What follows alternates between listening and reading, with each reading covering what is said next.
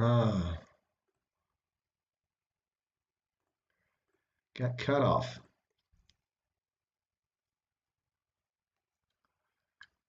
So I'll go back here and see what we got here.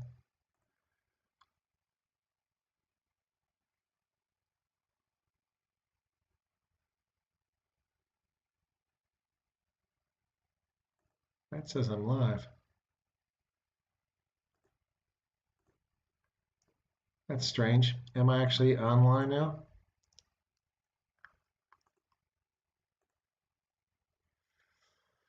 No viewers back, so I'm trying to figure out whether I got there or not. Yeah, that looks like I'm live now.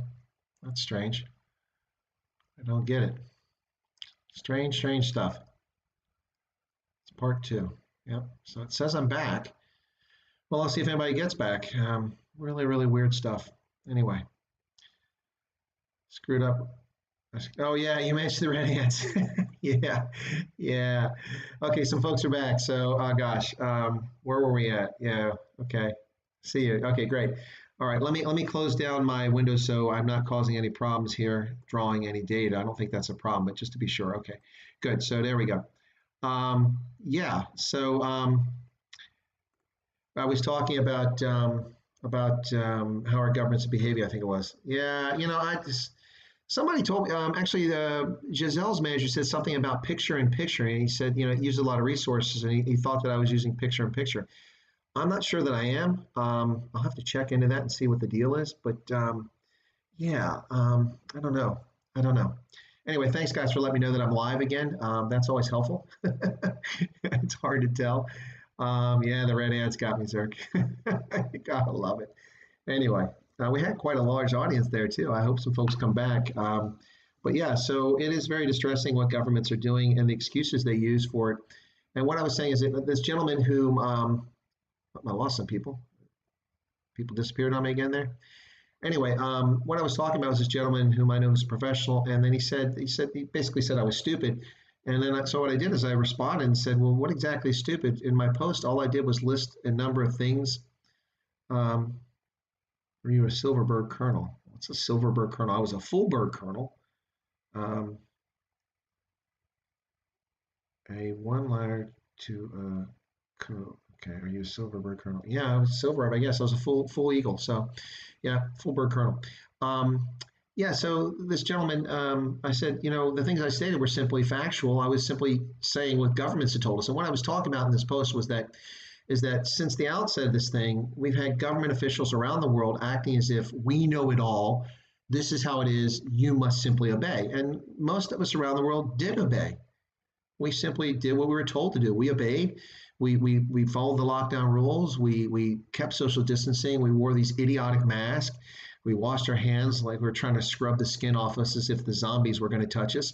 We followed. We've obeyed. We've done what we're told. But at every turn, our governments have given us incorrect information, and that's okay. This is new. This virus was unknown. The RNA for it was only mapped in early January, and then the Chinese kept it from us for 9 more days, 9 days that caused this to spread around the world in part, not just that. But so this is new. We can't expect them to have all the answers, but some humility would be helpful. And when they get arrogant and they tell us that this is how it is, you must do this because we know, yet they repeatedly get it wrong, it undermines confidence in civil authority. It truly does. And also undermines confidence in security forces as well. So, what I was talking about specifically is here are some of the things that governments have told us since January. First, we were told by the World Health Organization and the Chinese government that you could not spread this virus person to person, human to human. It wasn't possible. That's not how it was transmitting. Survey says no, that's not true. And it was very quick that we discovered that that was nonsense.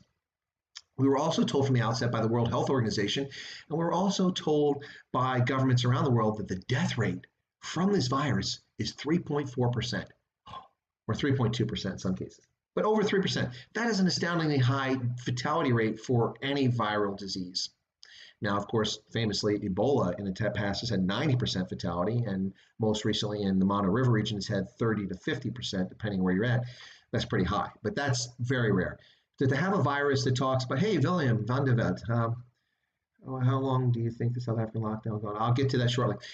So we've been told all these things. So we were told that that the fatality rate. Well, in reality, that fatality rate does not take into context the asymptomatic cases and those who have the virus get ill or don't show any symptoms of it, asymptomatic, and recover. And as data has shown us consistently since the outset of this in January, is that somewhere around 80% of the people who contract COVID-19 are asymptomatic or never get tested, and only later we discover antibodies. We've now had major field studies take place in New York and in Florida, and we've discovered that in Florida, for instance, 6% of the population who weren't ill had antibodies, which means they were already exposed to the virus and or sick from it and never sought medical care. So the death rate is much more likely to be well below 1% and even as low as 0.1%. So 1/10 of 1%. So government's got that wrong. You can't transmit from human to human, wrong. You have a death rate of 3.4%, wrong. We were also told initially from the outset that masks are useless. You shouldn't be using masks. That doesn't do anything. Just maintain your social distancing, wrong. Now, I'm not speaking about the efficacy of masks, but masks play a critical role for first responders, law enforcement, and medical providers in preventing them from infecting a patient with something that they have at a minimum. And that's why you need masks, and that's why masks are important and should always been a consideration. I myself was against people running out and buying masks. I suggest they buy surgical gloves. Gloves are much more effective because you're less likely to touch your face, which is how it was being transmitted for the most part. Anyway, but they were wrong about the infection rate or the fatality rate. They were wrong about human transmission. They were wrong about mask. They were also wrong about pets. For 3 months, they've been telling us that your pets can't get it. Now they're telling us that some lions and tigers and zoos got it, and they're telling us that keep your pets separate from others.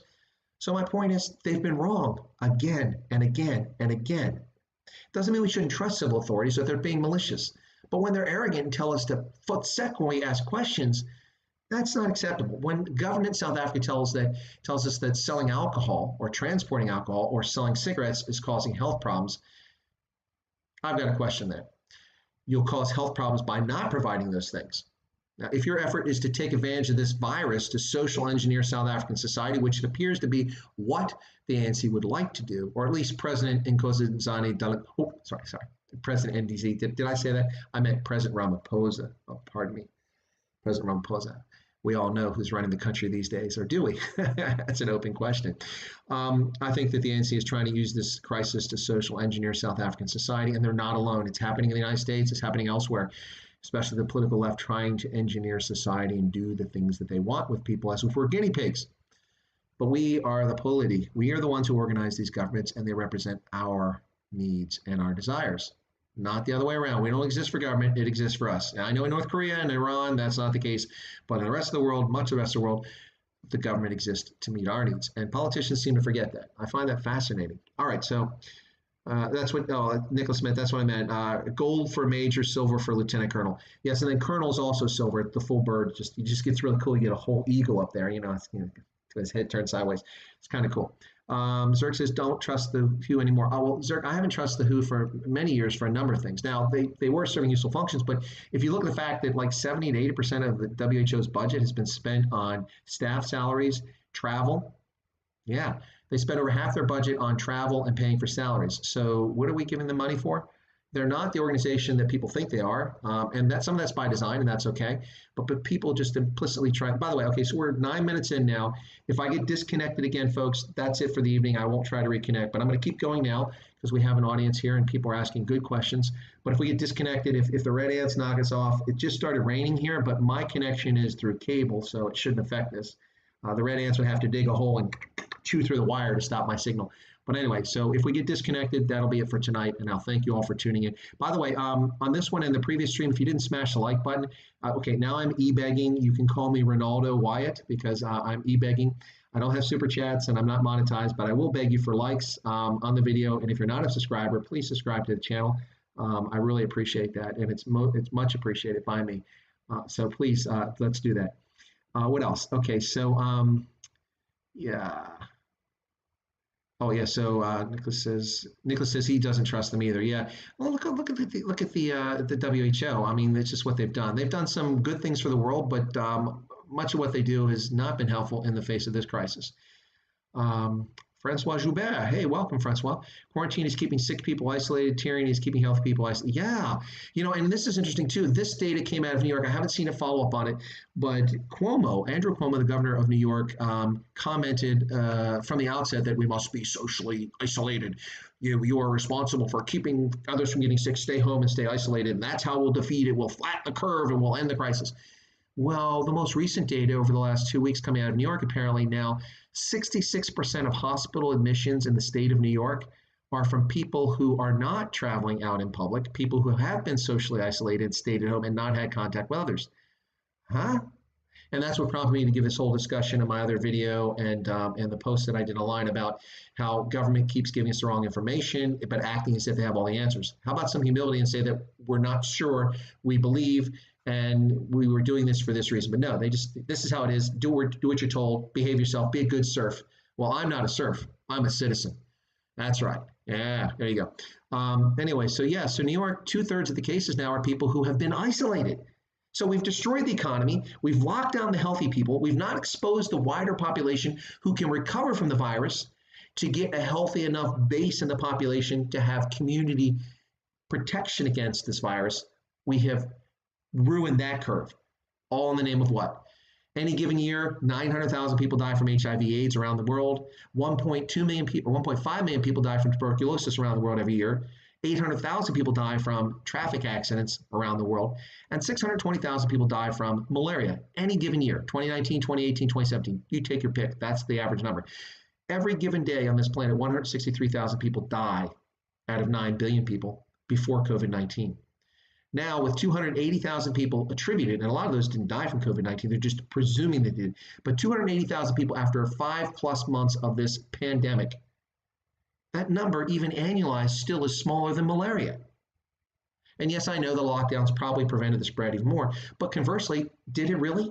Or did we simply not get herd protection because we didn't get healthy people who don't have underlying health conditions exposed to it and then burning out the virus? You have to wonder about that. Okay, so back to this. I missed your questions here. So SA statistics today, Paulie says 663 new cases. Yeah, I think that's a record, and that's the most number of new cases in a single day yet, is it not, for South Africa? Total deaths 178. The number of deaths is actually impressively low for South Africa. That's very good. If you look at Egypt and you look at North Africa, the number of deaths is higher, even with lower cases in South Africa, significantly higher. So that's interesting. I think it has a lot to do with healthcare. Even though healthcare is not ideal for all South Africans, it is pretty good for those who can afford it. And even the state care is not abysmal like it is in some other countries. South Africa numbers miles behind the projections. Yeah, he's absolutely right. They are miles behind. Zerk says, saw a report somewhere that a pet was infected by him. Yeah, absolutely. And so now what we're getting is advice from the Centers for Disease Control here in the US and others that you should keep your pets isolated too. But they're the ones that told us our pets couldn't get sick. So, come on. A little humility, officials, and stop telling us you have all the answers when clearly you don't, and you're destroying the world in the process. All right. Variable Vision says, I'm full of quips tonight. I know that was a couple minutes ago you said that. Yeah, I'm trying.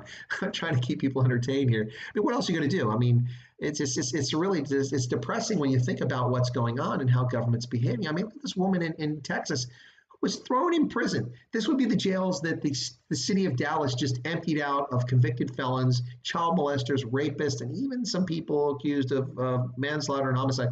Put them out on the street to protect them from COVID-19. This woman tries to run a business after 2 months. She has to feed her kids. She has contract employees who don't qualify for bailout money from the government because they're not independent businesses. They're contractors. Contractors don't get the money. So the people that do hair in her salon only make money by doing other people's hair. Many of those people who are doing the hair have not been eating. They've been eating a meal every 2 or 3 days so they can feed their children because they have no resources. And so she reopens her business a few days before the state allows the lockdown to decrease, which was today, by the way.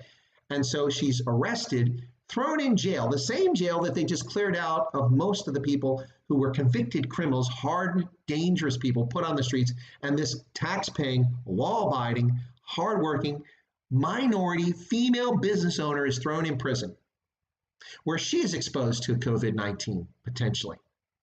She sits in jail. She's brought before the judge, the arrogant, haughty piece of garbage disguised as a judge. And I saw the footage, so I agree with my statement here. Tells her she must apologize because she's selfish. because she wants to make money. It's not about making money, clown. For someone that knows nothing about a business, this clown knows not what he's talking. So, because she refuses to apologize for being selfish, and she politely, respectfully responded to him, you can see the footage of that, it's available online. She even said, "Sir," to this buffoon.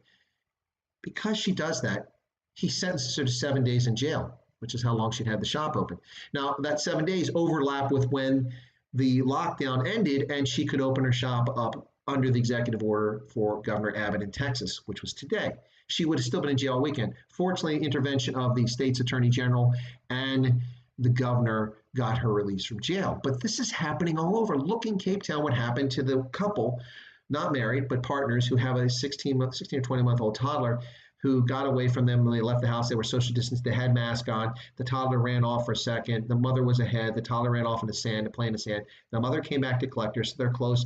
The cops see them come over to harass them. They throw them in a vehicle. They take them down with the toddler to the jail, where the police aren't even wearing protective masks.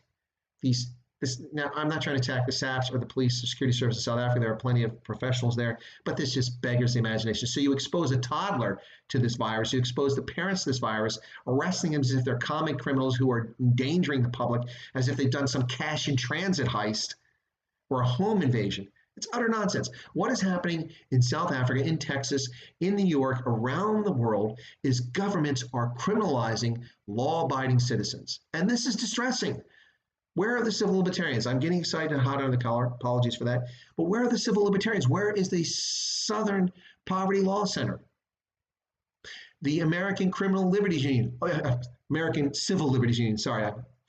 Yeah, the American Criminal Liberties Union. They're usually so vocal. Where's Human Rights Watch? Where's their discussion about this? Why aren't they vocal about this? People aren't vocal about this because far too many elites around the world, and yes, I'm an elite, having reached the status that I did and socioeconomic level and influence that I did. So yes, I'm part of that global elite now, even though I grew up in abject poverty at times in my childhood. Too many of the global elites are comfortable with the elites running things and dictating how people's lives are. They have forgotten the principle that government serves the people, not the people serve the government. They are comfortable with the concept, although not in practice, or name, but in reality, of a monarchy in which a small group of people are making all decisions for the rest of us, and they decide how we live. But we're not serfs. We're citizens, ladies and gentlemen, and we should not tolerate that nonsense. Okay, so I'm getting off here. So, whoops, I got a little ahead of myself there. William, I want to say Willem, sorry, William. Willem van der Walt, so Willem van der Walt says, I believe that the WHO appears to be more of a Chinese propaganda organization, the health organization, speaking of which, why do they need a global health organization anyways? Well, there's a reason for the WHO, William, and effectively. So for instance, the World Health Organization sets the standards internationally for immunization records, and that's why you have a yellow shot book, and also for organizing and cooperating, sharing information across the globe multilaterally. You have a single clearinghouse on things like the smallpox eradication program that took place in the 1970s and other issues. They're supposed to serve as a clearinghouse for something. So they do serve a role, and it's useful to have them, but they have to be objective. They can't be simply a mouthpiece for someone else. And a lot of people claim they're a mouthpiece for China. I know that Tedros is the guy that was, as the health minister of Ethiopia, intentionally covered up dysentery outbreaks in the south. But he covered up health outbreaks in the south of Ethiopia, saying it was just diarrhea, it wasn't dysentery, and a lot of people died as a consequence of that. He did that a few times. Nicholas Polyfire says, thanks, mate. My brother does a computer Excel presentation graph showing per capita population provinces graphs, histograms, log. That is what board. Yeah, that's what board people do. Yeah, cool beans. So, what did you say? Something that was particularly helpful there? You must have, Nicholas. Chris Wyatt, thanks for the reminder. Just clicked it again. Okay. Paulie, Nicholas, your brother needs to show his facts and share them far and wide. Send to the DA, send to those advocates fighting for it, AfriForum and Solidarity. Well, listen, folks, I've tried to reach out to AfriForum on more than one occasion, and they get a little wrapped up in their own stuff, and so I've yet to talk to Ernst Rhodes about anything. I've been giving them positive coverage on LinkedIn for several years for much of what they've done. Not because I'm necessarily aligned with them, but because from a civil rights standpoint, they've been spot on. Although I would appreciate the approach being a little more broad-based and not simply focused where it is in South Africa. But Anyway, they're hard to reach, at least for me. But I'm not South African. That might be why. And I'm not in the halls of power in D.C. So maybe that's why. Variable Vision says, how ironic that socialists want us not to socialize. Is that not ironic? Yes. In the midst of COVID-19 crisis, the socialists want us to not socialize. You got to love it. You just can't make this stuff up. I mean, Jerry Seinfeld, Trevor Noah, pick your comedian, put them up on stage. They couldn't make these jokes up. You couldn't make this up. You couldn't get an author to make up a dystopian Orwellian society in which governments have this kind of control and citizens willingly and blindly obey. I'm not calling for insurrection, folks. That's not what I'm making the point about. What I'm saying is that people are not calling governments to account. Now, yes, the press in America is calling Donald Trump to account, but they're just possessed. They're not real press. They're not journalists. It's all about look at me, I showed up Donald Trump, ooh, and all started with what was that female journalist on Fox News who tried to do that with Trump, and then hey, Megyn Kelly, yeah, she disappeared from Fox News, and then she disappeared from CNN because she was a bit full of herself. Instead of being a journalist is supposed to write the news. You convey to people what's happening. If you want to be an analyst, that's a different situation. You analyze and you give an expectation of what's going to happen, a projection of what's going to happen. If you want to be an opinion editor, if you want to be an opinion contributor, that's very different. We have lots of those folks. But when you purport to be a journalist and you go to the White House press conference and you say, well, do you think it's appropriate for someone who got 80,000 people killed to be reelected president? That's not even a legitimate question. That's just asinine.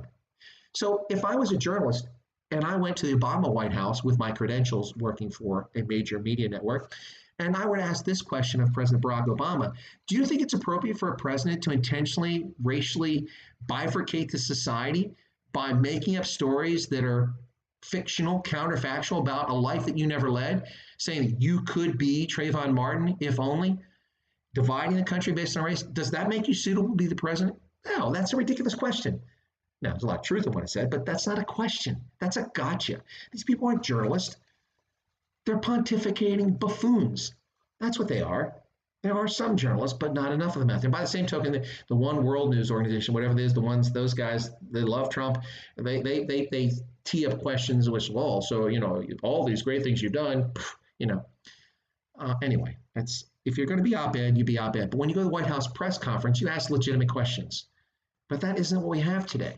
We didn't have it under Obama when the White House and the Obama administration intentionally undermined the rule of law, went after journalists, illegally investigated them, blocked them from having access to the White House.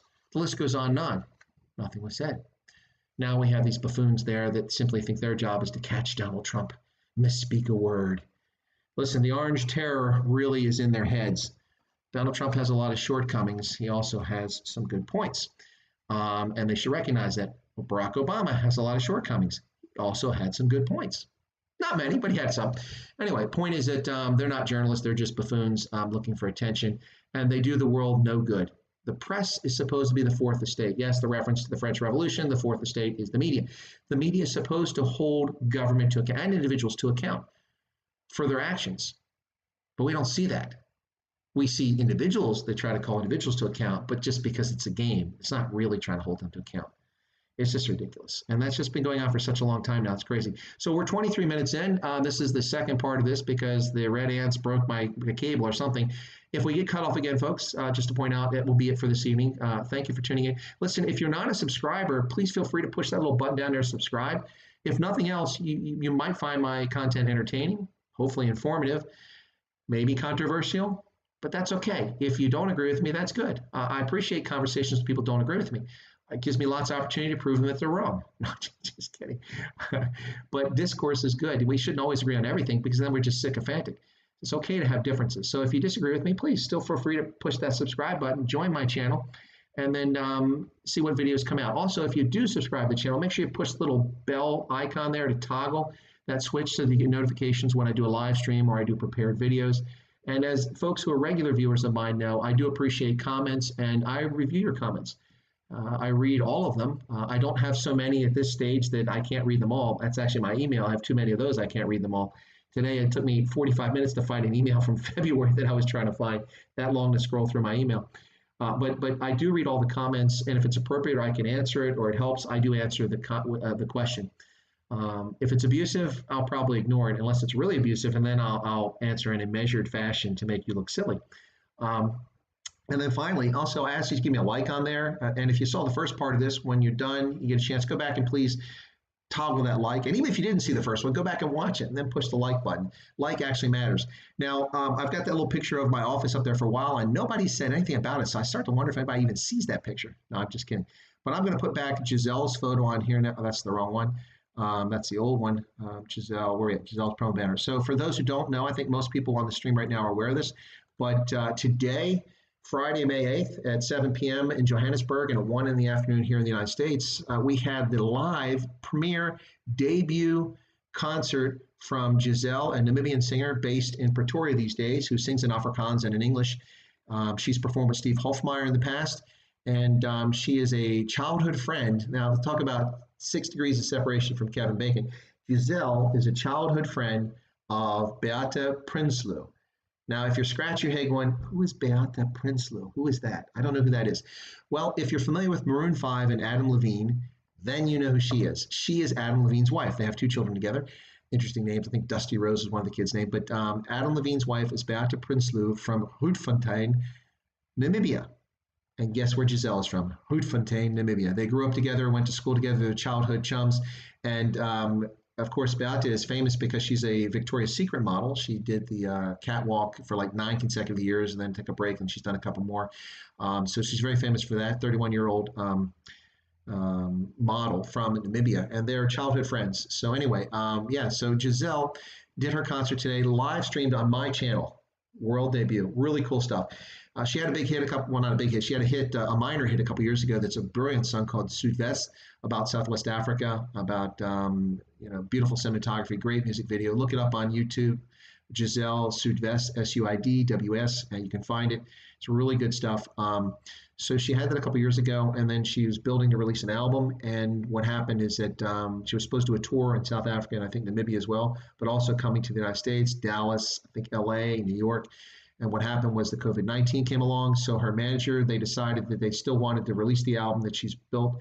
And so they released the album today, and she did the live concert around the globe, and you can watch it right here on my channel. So if you haven't watched that and you get a chance, play it in the background, play it on your Roku, play it on your device, your tablet, your mobile, your PC. Listen to it. Fantastic concert. It's an hour long. It's on my channel under recent live streams, and I'll put it up as a featured video once the YouTube monkeys in the background quit playing around with the digits, and I can actually post it there. I've tried a few times before I went live and I couldn't do it.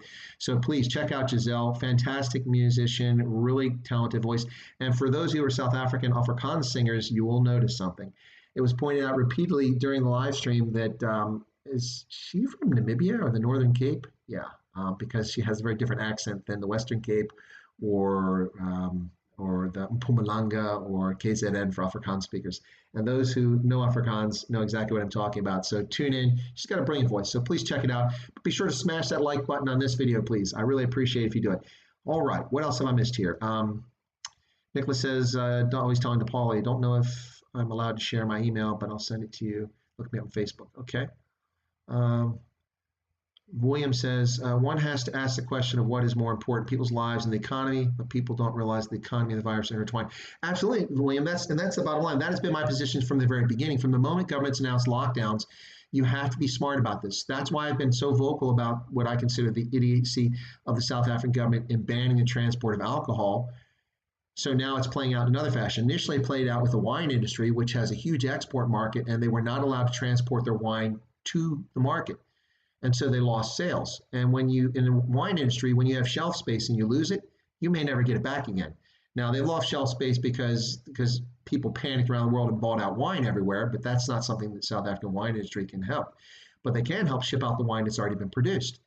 And the government would let them do that. So when the lockdown first started in March, the wine industry went to the government and got a special exemption to let them ship it to the boats and ship it out of the country, boats and planes. Well, then they extended the lockdown and they banned alcohol transport again. And I did a video saying how stupid this was. It's $500 million in annual revenue to South Africa, and it's a lot of jobs across the sector, especially for people of color in the wine industry. Anyway, so they did lift that ban. But now we have a situation in which South African Breweries has 400 million bottles of beer, 400 million bottles of beer sitting next to the factories, next to the breweries. They can't move it to storage locations. Now, eventually, those storage locations will be full if they're allowed to move it, and we're going to have a problem. But this is a consequence of the ban, the knock-on effect, the cigarettes.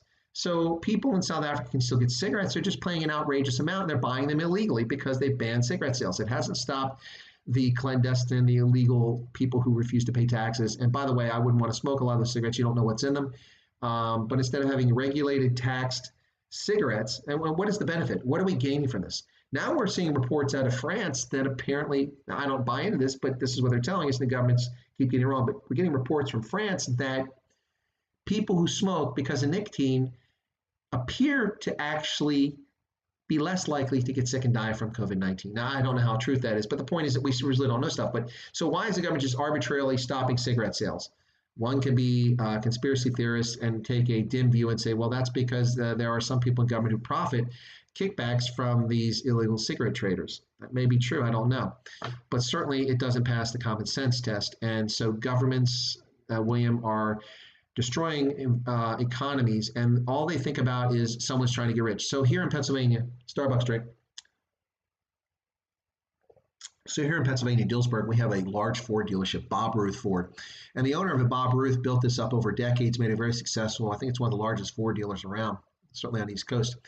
And while I've never bought a Ford, I might go look at one in the future because the owner, Rob Ford, his son, runs the company now, and he has a few hundred people, I think, that work for him. It's a huge dealership.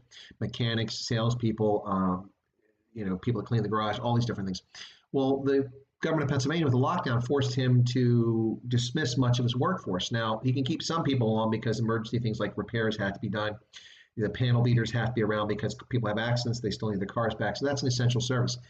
And he's the business owner, so he has to be able to run it, so he can be there. But most of his staff, he had to let go, like 75% of his staff, he had to fire them because he can't let them work because the government refuses to let them work because they're in too close a proximity to other people. So he was doing a daily video series, and he did one. He said, listen, this doesn't make any sense. We have, at the time, like 6 cases in this county. This was like 3 weeks ago, 6 cases, 6 deaths, and we have 300 cases out of 450,000 people, and you shut us down.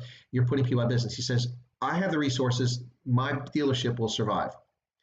That's because he's got the money. They've invested over the years. They have the financial resource to survive this, even if it goes on for months.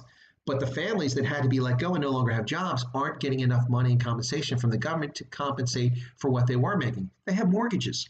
They have food bills. They have children. They have needs. They have their own medical issues. And without the job, without the coverage, without the income, and this is what the government is artificially forcing people not to do. And as the longer we go through this, the more questionable it becomes about if it's even legitimate to do this. So, of course, if you raise these questions, you're immediately a conspiracy theorist or a right-wing nut job or something like that. No, I'm just a concerned citizen and an intelligence professional who looks at data and looks at trends and has been questioning these decisions from the very outset. Now, I haven't been vocal about it from the outset because I didn't want to influence public opinion. I wanted to trust the government. But trusting the government becomes more challenging when they say, we know it all, you must obey. And time and again, they're wrong about things. A little bit of humility would help. All right, so let's see what else.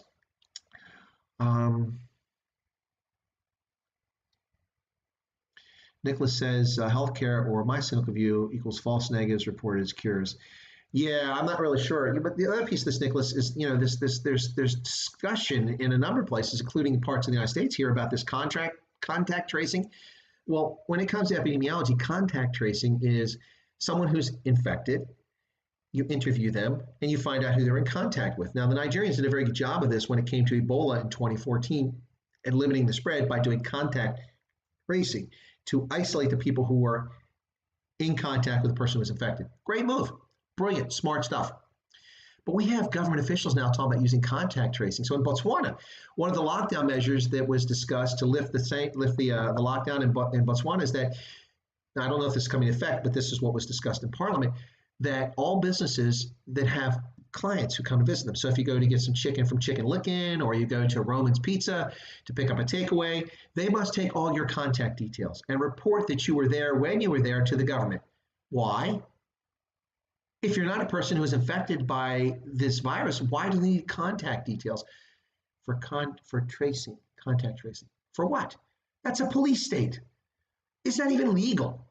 What right does the state have to know where you've been? I mean, they've already got toll booths tracking our vehicles either by license plate photographs or scanners, mentioning when we're driving through places, cameras all over the place invading, tracking us, tracking our mobile phones with data, our location, tracking our credit card purchases, tracking where we stay in hotels because hotels have to report who stays there.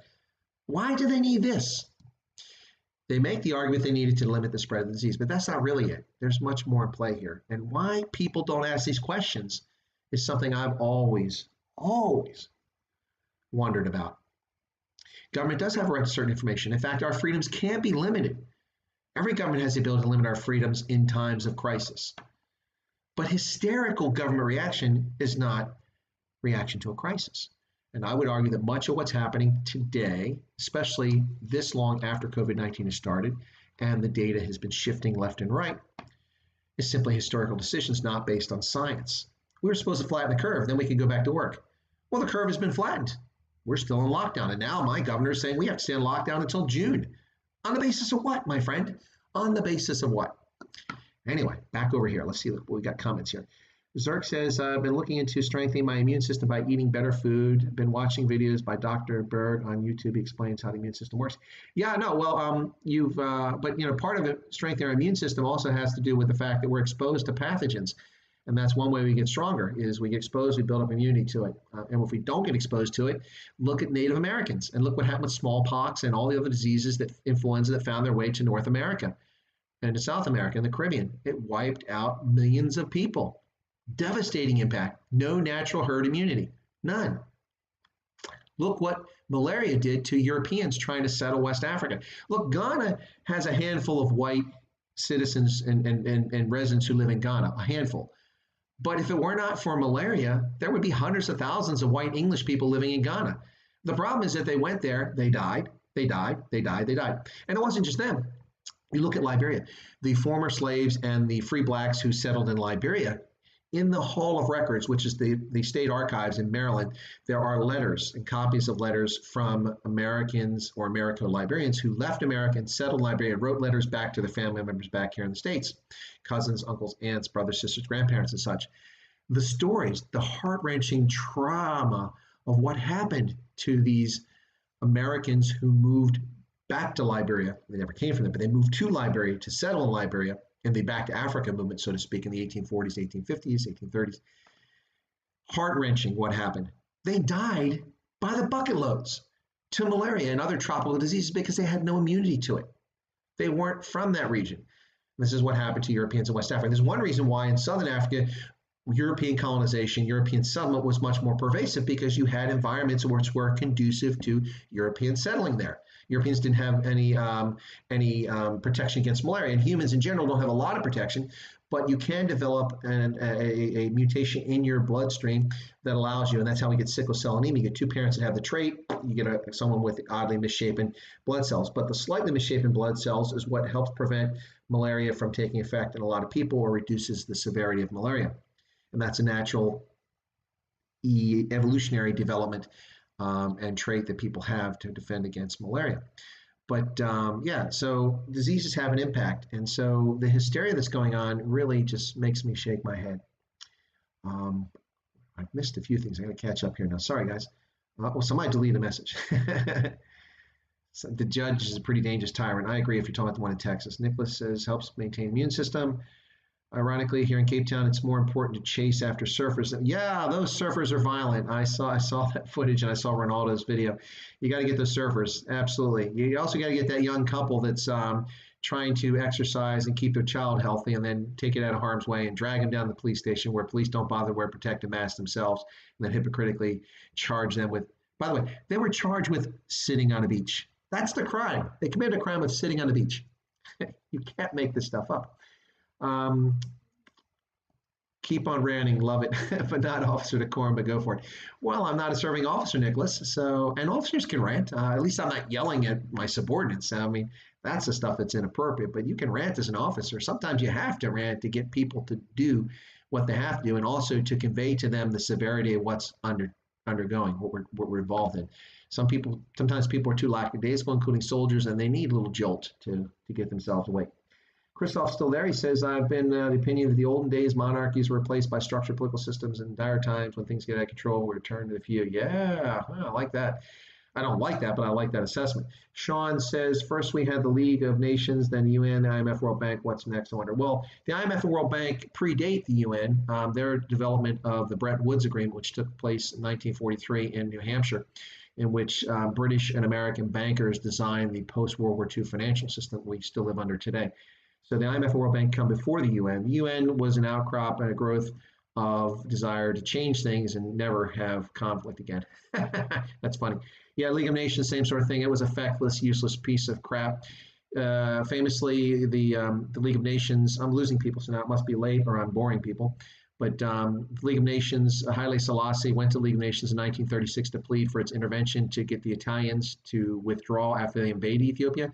And the world did nothing. Haile Selassie had to flee Ethiopia, and the Italians controlled Addis Ababa from 1936 to 1941, when they were finally evicted by a Commonwealth force, largely comprised of Africans, including Rhodesians and South Africans, Ghanaians and Nigerians, Cameroonian, or not Cameroon, but of Africans who went to Ethiopia, and along with a few British troops, evicted the Italians from Ethiopia.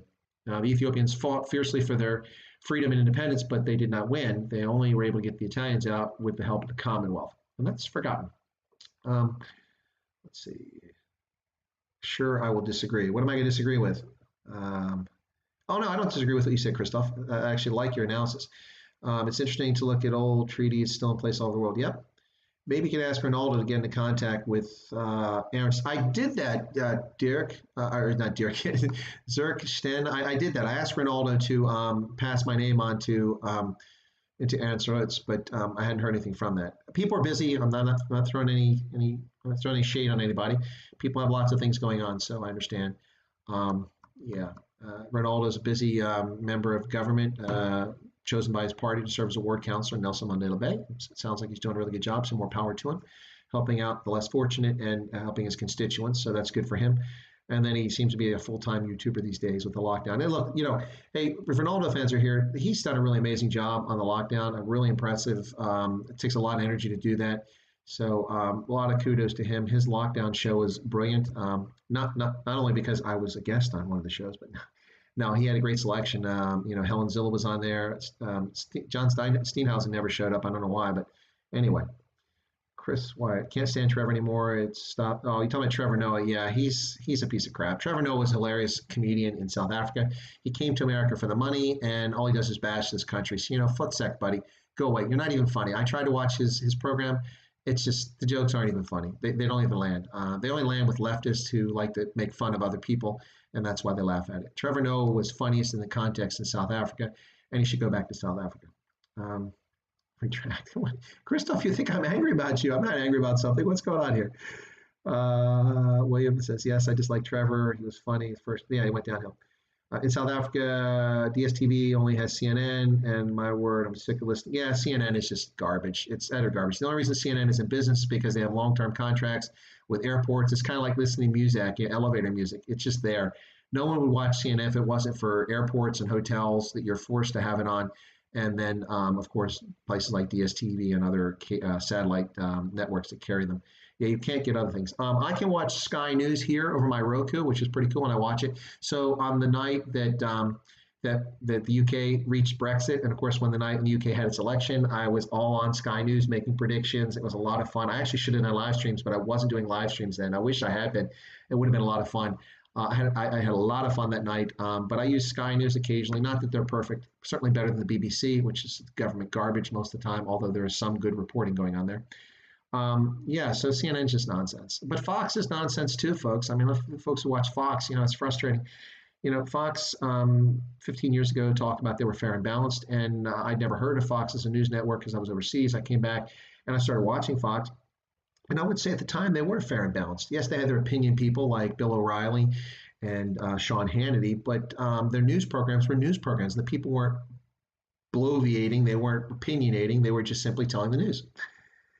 But somewhere along the way, when they were the only network standing that wasn't in the tank for the left or the Democratic Party, they decided, consciously or unconsciously, to become the super PAC, political action committee for the Trump campaign. So I started calling Fox the Trump super PAC in 2016.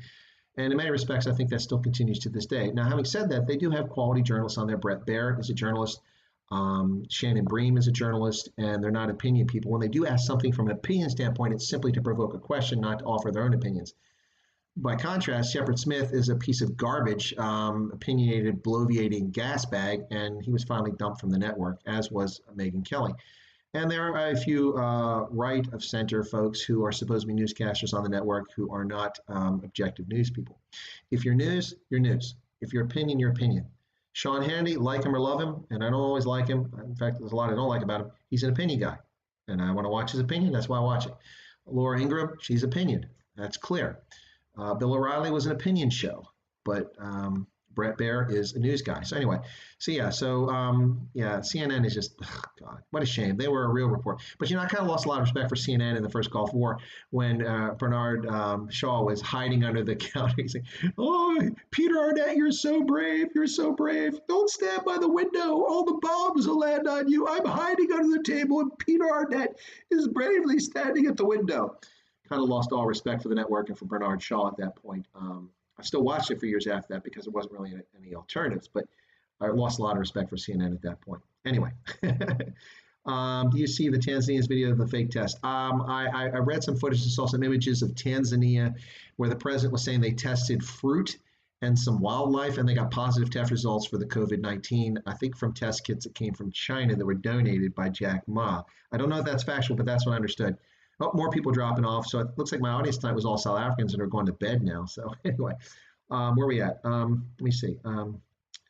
Variable Vision said, "Oh, Variable Vision's become a moderator for me." Well, thank you, sir. Variable Vision, hit that like button, smash the like button. Thanks a lot. 12 watching, 9 likes, no dislikes. Well, we had a lot more watching, Nicholas, but yeah, so pretty good.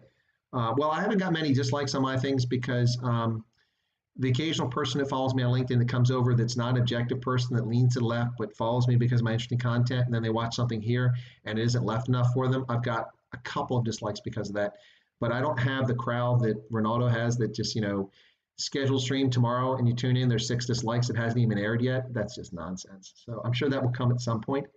William says, "Thanks, good stuff." You're welcome, William. It's my pleasure. Thank you all for watching it. This is great having you guys here tonight. Angie, are you just coming on? Okay. Angie, welcome from Cape Town. Angie, did you catch the Giselle concert? I did see you on Ronaldo's program earlier. I guess you were either busy and just got up or you're tired or something. Dropping the memos. Okay. It must be all the minerals in the water at Grootfontein. Chris, was it? I just saw something. It was an Afrikaans. Is it Chris? Whoa, I'm behind here. 2 days of separation. I saw the TED Talk by Kevin Bacon. Very good. My ancestors' long-standing clans in the Scottish Highlands. I have Scottish ancestors too. McQueen is the surname from McQueen. It was derived from that, from up in the Inverness area. But my Scottish ancestor came here in the 1770s and then fought in the American Revolution. So that was the end of my Scottish link in 1775, I think it was. Long time ago. Be right back. Coke Zero. Oh, Coke Zero. Oh, diabetes too. Got it. Okay. The Zumas and their connections are profiting. Angie says, "It's completely out of hand. We're going crazy without cigs and alcohol. Sorry, guys, would you?" Yeah, listen, I have great empathy for you, Angie. I don't smoke. I hate cigarettes, but I recognize that people's right to smoke them as long as they're not interfering with my day. So I really have empathy for people who can't get to their cigarettes and those who are addicted to alcohol, but those who just want to enjoy it too as social drinkers. It's really a shame. As I said here, we can still get beer, and I think we can get wine, but I don't drink much, so my beer tends to last a long time, but we can still get it here. My Ranger buddy's there. Household 6 just returned from resupply. Run, gotta help unload. Signing off the net. Okay, take care, Ranger buddy. Angie says, "We are dealing with cops and soldiers arresting people for being on the verge." Yeah, for being on the edge of their property. That's just, it's absolutely insane. Absolutely insane. And the conduct of the police being so arrogant. Oh, step back. Don't. Like they're dealing, you got cash in transit heist, and the only reason they chase them is they get to turn their blue lights on and look like they're important, riding through the streets of Johannesburg, jeopardizing the lives of pedestrians, sometimes hitting them or hitting other cars. Otherwise, if they didn't get to chase them and turn their blue lights on, looking important people, they probably wouldn't pay any attention to cash in transit heists. They certainly will pay attention to people stepping off their property or standing on the edge of it. My goodness. Ugh. The last European outbreak of malaria was in the 1300s. I think you might be right, Nicholas, and I want to say it was in Italy. Italy did have malaria. It was a problem for a long time. I think it's true. but it has been a long time since it's been eradicated. Now, we had malaria here in the United States. A lot of people don't know that. All the way until the 1930s, and malaria was endemic here in the United States, particularly in the Tidewater area of Virginia and Maryland and the Chesapeake Bay area. We had malaria here. But what happened during the 1930s when the government created these make work programs to try to end the Depression, instead just extended it for another 10 years, what happened is that they had the Civilian Conservation Corps. And the Civilian Conservation Corps went around, built bridges and roads and tunnels, but they also drained swamps and filled in swamps. And so by eliminating places where mosquitoes breed, it had an impact. But the other key thing was we used DDT. DDT was sprayed around like it was bubble gum, just put everywhere. And between DDT and draining the habitat of where mosquitoes would foster and develop, we eradicated malaria here in the United States. Of course, we have people that come here that have malaria, but now we have medication you can actually get rid of it. So anyway, so it's no longer endemic here. Anyone who came to Africa encountered some sort of challenge. Yeah, well, by the same token, all of us who left Africa 40,000 years ago and swam across to Yemen and found out that it sucked too, kept moving north, got to the Caucasus, hung out with the saber-toothed cats for a bit, fought them off, and the Neanderthals, and eventually moved on over into what became Europe, and then got less and less sun, and our pigmentation got lighter and lighter, and our hair changed, and we look like we do today. Anyway, but yeah, we all had a challenge getting out of Africa too. Zerk says, did you look at Morning Shots channel, finding his take on news? Yeah, I've watched Roman's channel, and I'm subscribed to it now, and I do like his take. I like that morning program. I was doing something similar without even knowing it. A lot of my videos, they're not regular, they're event-based or projection-based. Like I think this is something that needs to be talked about, so I make a video, hopefully ahead of the curve of everyone else, analysis and news, but also news and reaction to news and analysis. And I like to keep them under 10 minutes because I notice people don't pay attention for longer than 10 minutes, except on a live stream, thankfully. But when you do a video, getting people to watch it for longer than 10 minutes, particularly busy executives, is a challenge. Just a lot of people told me, don't make your videos longer than 3 minutes. Well, you can't do much in the way of it. You can be excitable, you can make a single point, but you really can't get any in-depth analysis or discussion of a topic in 3 minutes. So I try to do them under 10 minutes. But I do see some that are 20, 30 minutes, 18 minutes. But yeah, so I like Roman's approach to that. I like that it's regular. He does it every day. And I like his studio. It's better than mine. Working on creating a studio. Early days for me here with this. Yeah, I do like Roman's program. And I went on his program. I called in because some people said, hey, you should have the Colonel call in, because I went to watch it one day and I was chatting. So I called and we talked for 45 minutes. I really enjoyed it. And as a consequence of that, for Renegade Report, I'm in discussions right now with them to potentially have a podcast, my own podcast on Renegade Report. So we'll see if that goes anywhere, if they really want me or not, and if I can do it. But I have my own podcast right now, which I just started doing recently. It's just a half-hour program. That's really just a news rundown and some analysis from my experience, and try to give some flavor to the news articles and a little more elaboration on simply reporting the news. So it's a mix of opinion and news from across Africa. I call it All Things Africa. It's on BeanPod or Podbean. But I don't like the host, and so if Renegade Report and I come to an agreement, then I'll be doing something on there, either security related or something Africa specific, or maybe even just South Africa. We'll see. So yeah, I do like Roman's approach. It's pretty cool from my perspective. It does the trick. So Angie says mainstream media is dead. No one believes fake news anymore. Absolutely. And to take Donald Trump to come up with the term fake news.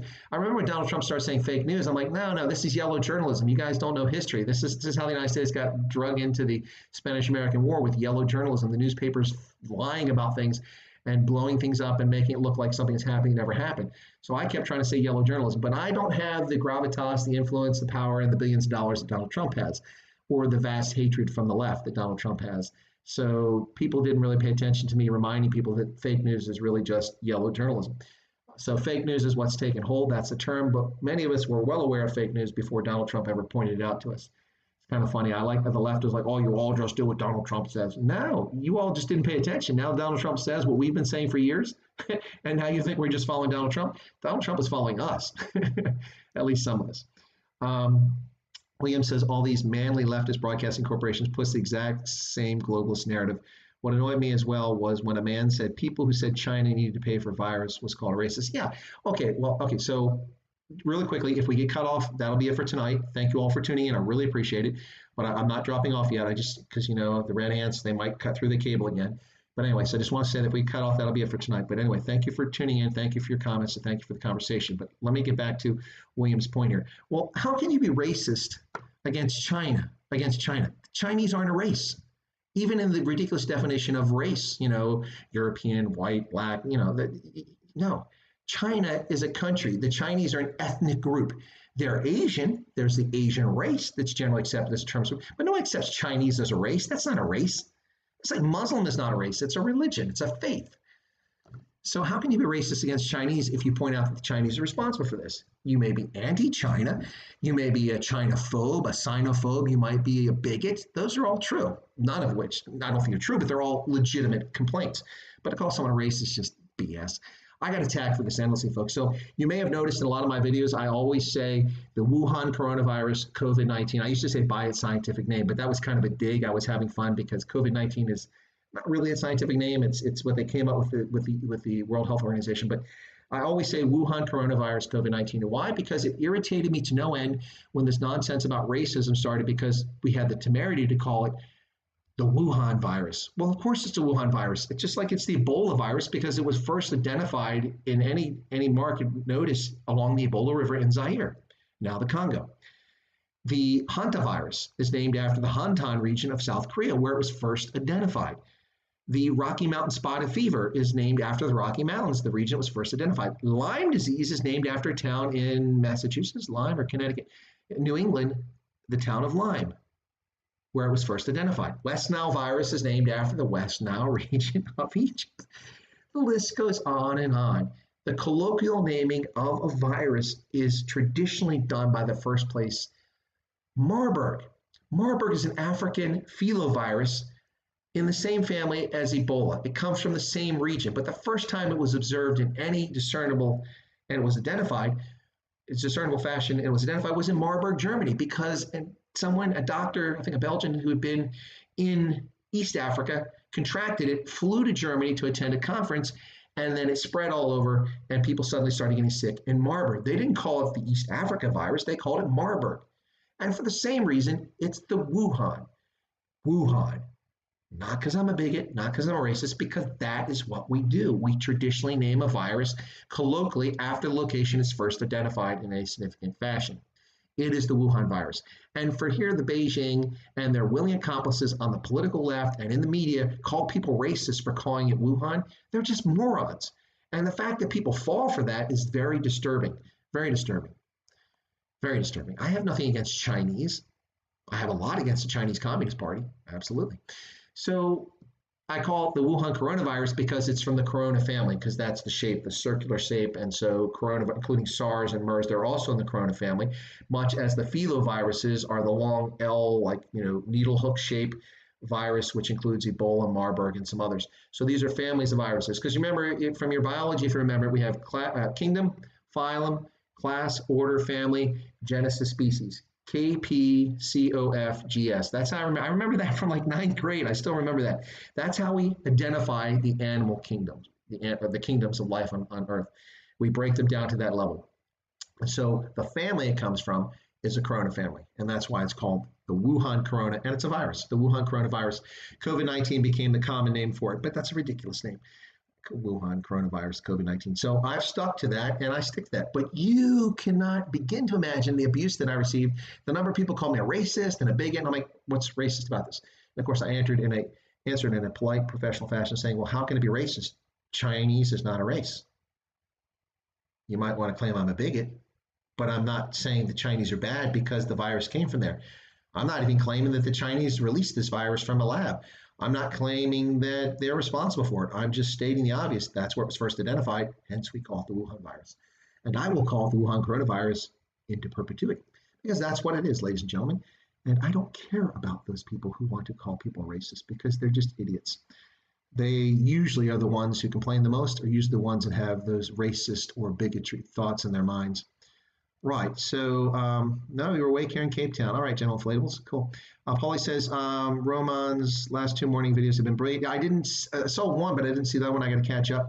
I was trying to prep for the concert with Giselle today when I didn't want that to be a mess. So it's officially Saturday in Cape Town. Well, happy Saturday for folks. It's still Friday here. We got 5 hours and 47 more minutes of Friday in the East Coast, and 8 hours and 47 more minutes out on the West Coast.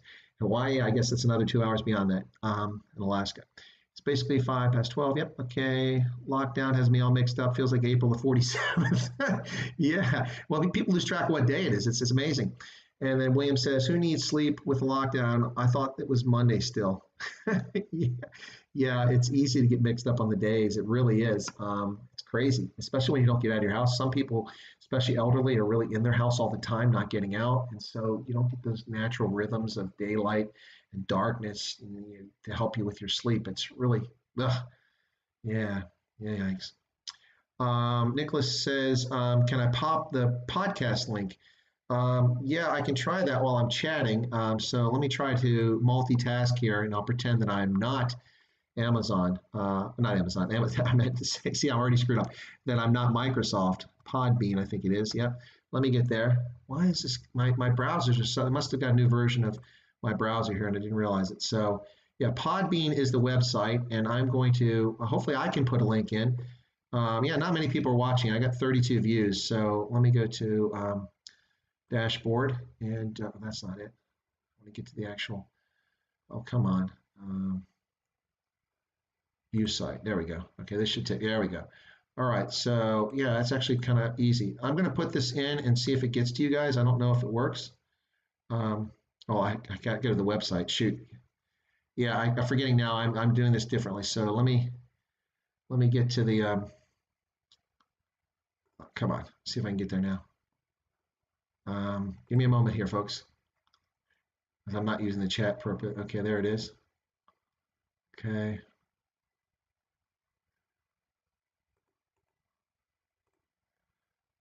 All right. Okay, I've sent it. Hopefully that has gone through. Let me see if it pops up. Um, oh, now I don't know. Can you guys see that link? Because I know there are restrictions on links going in there, but I would think that the author, the person who controls the stream, can put in it because Ronaldo does it all the time. He's constantly putting in there. Anyway, there's a link to my podcast if you want to check that out. It's just 30 minutes. It's not professional. I don't have a formal studio, but I am using my lovely blue mic, and I do have intro music that's royalty free. I do give credit to the artist because it's really good background music. Anyway, so take a look at that if you like. If you can't see the link, let me know, but I've just sent it through. You should be able to see it. Where was I at? Asked me to send the link through. And then Francois Joubert says, "Thanks for your insight, enjoying the show." Well, Francois, it's my pleasure. Thank you all for tuning in. I'm really grateful you guys are tuned in. Oh, Paulie says you can see the link. Fantastic. Feel free to check it out. I'm not going to leave it there because I'm not thrilled with the site, but if I do move it, I'll make sure that I make people aware of it. What I'll do is if I have a last podcast on there, I'll mention repeatedly where it's going to move to. And then if I do wind up with a podcast on Renegade Report, then obviously we'll make sure that that's known between Renegade Report and myself and Ramon. But anyway, that's interesting. I would like to do the thing with Renegade Report. That would be a lot of fun. By the way, how's the lighting looking here? It looks okay from my end, but I bought this lighting kit, so let me play around with that. So I can change the light. This is cold setting. That is the warm setting. Is that any better? I'll give it about 30 seconds. See, for me, it's difficult to see. It's almost like I have this sort of like, like I'm on Mars and that the red Earth with the dim sun is coming in my eyes. But on the screen, it looks like it's actually pretty good. And then I can switch to the white, which will give me a headache after a few minutes because it's really bright. And that washes me out a bit. The camera adjusts. But anyway, so that was warm, white, and now I'll shift back to my preferred one, which is called cold. Yeah, so I have a little remote control for these lights, like $70, with pretty good stuff. So if I ever get to a monetized channel and I'm e-bagging, now you know why. Just like like Ronaldo, who uses the money from his stream to donate charity, but also to upgrade his studio. I've been upgrading my stuff out of my own pocket. So that's what he's doing with his e-bagging. Anyway, people like teasing about his e-bagging. I think it's kind of funny, but Ronaldo's hilarious, so it's good stuff. But he likes to dish it out, so it's he's picking on poor Germ and his three chins. That was entertaining. Anyway, Lassa fever, the same from Nigeria. Yeah, Lassa fever, absolutely. Lassa fever is another one of those. Comes from Nigeria. That's correct. Yeah, it's just like that with viruses. That's just how it is. And so these people don't know what they're talking about. There's a whole crowd of people around the world who their whole mission in life seems to be to find slight or to take anything as if it's meant to be something to harm someone else. Listen, we all say and do things that are insensitive to others, but the majority of people are not bigots or racist. There are plenty of bigots, and people do bigoted things a lot, but there aren't many racists, thank God, of all stripes. But the reality is that if you spend your life trying to be aggrieved, then guess what? You're going to be aggrieved. It's just the nature of things, folks. Anyway, let's see. So Nicholas says, be right back. I'm going to grab another pack of 20 R5, 599 Rand for a pack of, ooh, tastes like they've been plucked from a gas lighter. Don't leave. And Nicholas, he's going to go buy those illegal cigarettes. Shh, don't tell anybody. We do not know where Nicholas lives. Last we checked, he was living in the Northern Cape, somewhere north of the Orange River, close to the Trans-Kalahari National Park. Just if you're looking for Nicholas, helping the SAPs out, help you find him. He's out purchasing illicit cigarettes, which means the ANC is not getting revenue from the sin tax. And he's smoking cat turds. Anyway, there you have it, ladies and gentlemen. Nicholas is out getting his illegal smokes. I hope that they bring him some joy. Um, anyway, William says, is your state ruled by Republicans or Democrats? Well, like many states in America, it's divided. So the governor is a Democrat at present, but they've had now this. When you say my state, it's where I live at now. But I'm originally from Maryland, which has been controlled by Democrats almost exclusively since the 1950s. Both the largest city, Baltimore, has consistently had Democratic mayors. I don't think there's been a Republican mayor in like 40 or 50 years there. And the governorship, with the exception of Bob Ehrlich for one term in the 2000 decade, and then now Larry Hogan for another. I think he might have won re-election second term, but anyway. So all the rest of that time, since Spiro Agnew had been the governor of Maryland, then became the vice president of the United States, there had not been a Republican governor of Maryland. But the legislature, the House of Delegates, is consistently controlled by Democrats. And the state survives because it profits immensely from the fact that it's so close to D.C., that so many government workers live in Maryland and profit from it. And every business has decided they have to have some sort of headquarters sitting right next to DC so they can lobby government. So a lot of businesses, especially high-tech companies, but also defense contractors and even companies like pharmaceuticals and grocery chains have headquarters or offices around there, which employ a lot of well-paid people. And so Maryland, despite its ridiculous progressive policies, is a state that has done quite well because just so much money and wealth flow into it, regardless of what governance it has, good or bad. So, but Maryland's a beautiful state, geographically, lovely place, very diverse ethnically, very diverse topographically. The topography is very different from the mountains in the west and the Panhandle to the Chesapeake Bay to the flatlands, the Eastern Shore. It's an amazing place, beautiful, lots of great seafood, steamed crabs. Oh, yeah. Maryland's a neat place. But so when you say my state, I presume you mean the state that I'm currently living in. Pennsylvania is not my state. I lived here briefly as a child in the Northeast in Scranton, the anthracite capital of the world. For those who don't know, that's the hard coal. It's the really hard stuff that burns really well. It's mostly been depleted rather than bituminous coal, anthracite. But I've lived here since I came to the War College, so now I guess technically it is my state. So the state of Pennsylvania has had Republican governors in the past. Tom Ridge, who became the first Homeland Security Director or Secretary for the United States after 9/11, he was the governor of Pennsylvania. Had other Republican governors. We've had a Democratic governor now for a few years, Tom Wolf, and the legislature is controlled by the Republicans. Now, the state itself, if you look to the southeastern portion of Pennsylvania, it is overwhelmingly Democratic, and it is around Philadelphia and the counties around Philadelphia, despite a lot of wealth. Number-wise, it tends to be voting Democrat. If you go to the western side of the state, go to the Pittsburgh area, full of universities, you'll find that it is also Democrat leaning. But if you look everywhere else on the map, 8.5 tenths, so 85% of the physical space of the state is overwhelmingly conservative and or Republican. So it's an interesting state. It has voted for Democratic candidates repeatedly since George Bush Sr. until Donald Trump won the state by 75,000 votes. Now, there are 12.8 million people live in the state of Pennsylvania. It is a state that is full of companies that you probably don't even realize. So do you know crayons, the little Crayola brand, which Americans know, it's ubiquitous, but Crayola is known around the world for the crayons. That is a company based in Easton, Pennsylvania. If you're not a baseball fan, we have baseball bats, and they're made by a company called Easton that's also located on the east side of Pennsylvania. Hershey Chocolate is located not too far from here, about 30 minutes away in Hershey, Pennsylvania. U.S. Steel, based in Pittsburgh. And the list goes on and on and on of some very famous and well-known brands that are actually from Pennsylvania. Heinz ketchups and Heinz home products or food based in Pittsburgh, Pennsylvania, even though it's not owned by Americans anymore. It's owned by the Brazilians, if I'm not mistaken, or KKR, one of the two. Anyway, but yeah, Warren Buffett was owning part of it at one time. But Heinz used to be a publicly traded company. It was founded here in Pennsylvania by German immigrants and was the world's largest condiment maker. I don't know if they still are. But anyway, so a lot of famous brands are from Pennsylvania, nearly 13 million residents. So it's not a small state. It's also not one of the huge states like California, New York, Florida, or Texas, but it's a middling state at this stage, along the same size, a little bit bigger than Ohio. But lots of industry, lots of agriculture, lots of mining, and lots of forestry. So there's tremendous forest land in Pennsylvania, which has been a big part of its history throughout. So the actual name of Pennsylvania is from Latin. William Penn was granted the royal charter to create the colony of Pennsylvania. So William Penn got the charter, and because the state was almost entirely covered by forest, it was known as Penn's Forest, Pennsylvania. Latin for forest is Silva, so woods is Sylvania, so the land of forest is Penn's land of forest, and that's where the name Pennsylvania comes from. It comes from William Penn and the Latin for it. So there you go. For those who didn't know. Last question then to bed for Paulie. Can you give insight into your discussion tomorrow on the Nigerian security stuff? Absolutely. So now I'll get back to, okay, so Paulie, tomorrow's discussion with, make sure I get his name right. I don't want to do a disservice to him. Evigwe Egu is a Nigerian analyst who covers geopolitics and national security strategy and security, things like that.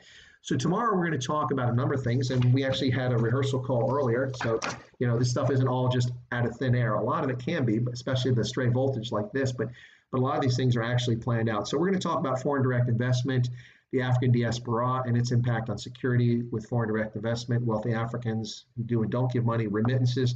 We're also going to talk about medical diplomacy, the Chinese trying to use medical support as a form of diplomacy in Africa.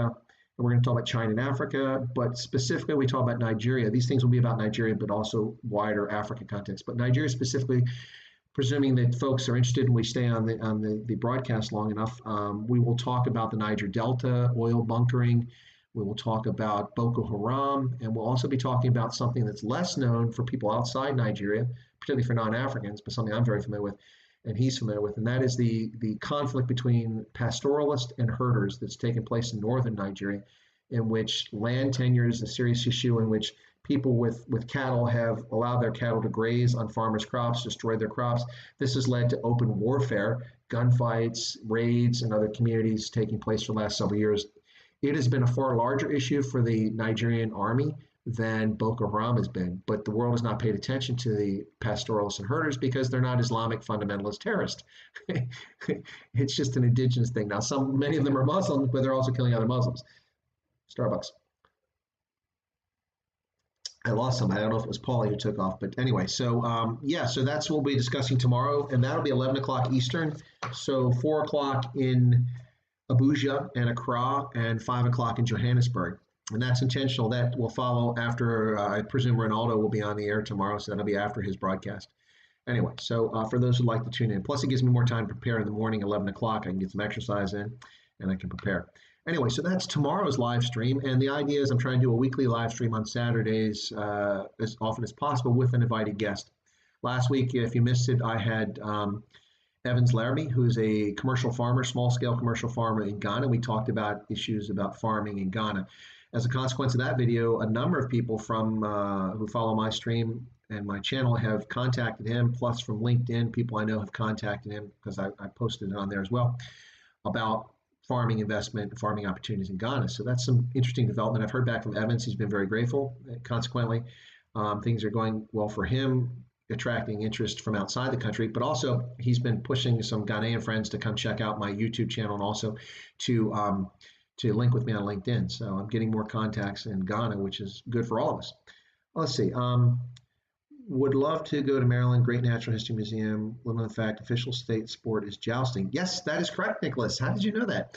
The state flower is the black-eyed Susan, and it's known as the Old Line State, which references the Mason-Dixon line, which is the surveyed border between what became Maryland and Pennsylvania, the northern border for Maryland, southern Pennsylvania for Pennsylvania, the Mason-Dixon line. So the Old Line State. Yep, that's absolutely right. Jousting is a state sport. Interesting enough. Well, the Anachronistic Society, whatever they call the guys who do the medieval things. That's pretty popular in Maryland. There are fests that take place in the summertime there. And there's one just north of Annapolis. It takes place every summer. Lots of people show up for it. So kind of cool. Um, let's see what else. Did you ever watch Coplanders, the YouTube channel? If so, what did you think of him for every taboo? No, I never saw Coplanders. I heard that that channel got booted, and I'm not sure what happened. Um, I don't know. I wish I had William, so maybe you can tell me offline about that sometime. Yeah, Maryland's kind of a neat place. Got its challenges. To me, there's just too many people there now. It's like almost over 7 million people live in this tiny little state. It's crazy. But New York has 9 million people, and this place the size of a postage stamp. So that's a matter of perspective. How's California as a state? Would you like to visit? I used to live in California a couple of times. As a child, I lived there, and I lived there again when I attended the Defense Language Institute, and I learned French. The Army sent me out there to Monterey, beautiful location. So I went to San Francisco, and I traveled around a bit when I was out there. And I'd been to California to visit it previously, and I also been out there for conferences and such. And I went to San Francisco in 2018 for the Sevens World Cup. So yeah, I've been to California quite a bit. California has a lot of natural beauty. Unfortunately, from my perspective, it's run by a bunch of buffoons, and they make decisions that are not in the interest of Californians, and they're undermining the sovereignty of this country. And I'll leave it at that, unless you have another question. Paulie says Boko Haram will be a great topic. We'll try to tune in. Good evening. Oh, thanks. Okay, thanks a lot, Paul. You have a good evening. Appreciate you tuning in. We're down to almost nobody here. We're at an hour and 15 minutes. And it's 6:30. So, folks, if you don't mind, I'm going to go ahead and call it a night. It's been a long day. We had today the live stream I did in the morning, and I had a lot of folks tune in for that. So thank you for coming in. Then we had the concert, the live streaming concert from Giselle, which was fantastic. If you haven't watched it, please go watch it. And now we've had this Stray Voltage second version today. And of course, we got cut off after an hour, and now we've done another hour plus. So I think we're approaching probably close to 3 hours at this point. It was 3:30 when I first logged on. It's now 6:30. Still got a few folks with me. Thanks for tuning in, folks. Is California state or is it broken off? No, it hasn't broken off. Funny joke, Nicholas. Anyway, so thank you all for tuning in. I really appreciate you joining me on Stray Voltage today and for tuning into the channel. Please watch the Zell video, push that like button, and we'll see you tomorrow if you can tune in, 11 o'clock Eastern Standard Time, for the discussion on national security issues and geopolitics as it relates to Nigeria and West Africa and Africa in general. And then have a pleasant evening, folks. It's really been great having you here. I'm very grateful. I only do this because I'm trying to spread the word, and also people seem to be interested in it. So I appreciate you tuning in. Have a pleasant evening. I'm not going to have any